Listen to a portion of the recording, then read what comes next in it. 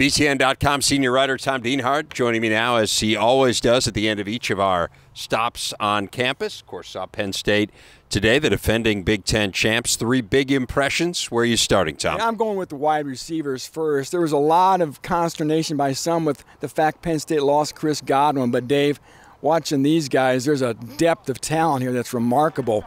Deshaun Hamilton, Saheed Blacknall, DeAndre Tompkins, on it goes. But the one guy that really catches my eye, Juwan Johnson. I was going to say, don't leave out Juwan Johnson. 6'4" guy.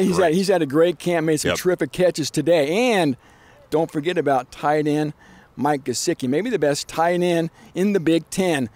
Long story short, Dave, Trace McSorley is going to have no shortage of targets to throw to this fall. I'll tell you, I like Jonathan Holland at tight end, too. They have a really nice combination there. So, no, you could argue if you throw in the tight ends that this might be the best receiving group in the Big Ten. Right there. It is certainly in the conversation. There's no doubt about that. What else stood out? The offensive line. You've been doing this longer than I have, but I've been on 6 of these tours, and I've seen this offensive line transform from the Bill O'Brien era, where there was just no talent and no depth, to the point now, Dave, where they've got no talent. Fault of Bills, by the way. No, just of course the sanctions and whatnot. But again, I tell you what, the talent level now, the depth, it's really made great strides to the point where this line is going to be a strong point for the Penn State Nittany Lions. You like the tackles. Andrew Nelson is very good. Brendan Mann, Connor McGovern at center, and Ryan Bates, I think, is a rising star at guard.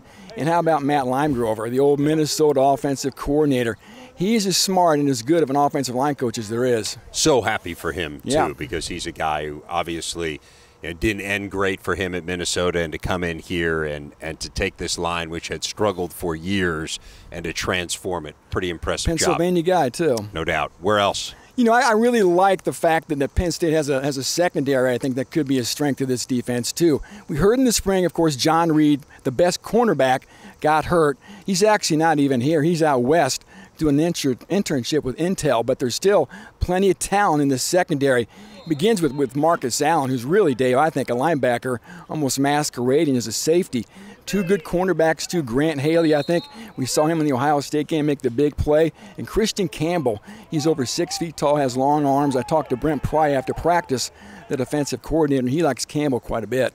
Good stuff from Tom Dienhart. And again, Tom weighs in throughout the tour, so be sure to check out all of our BTN social media.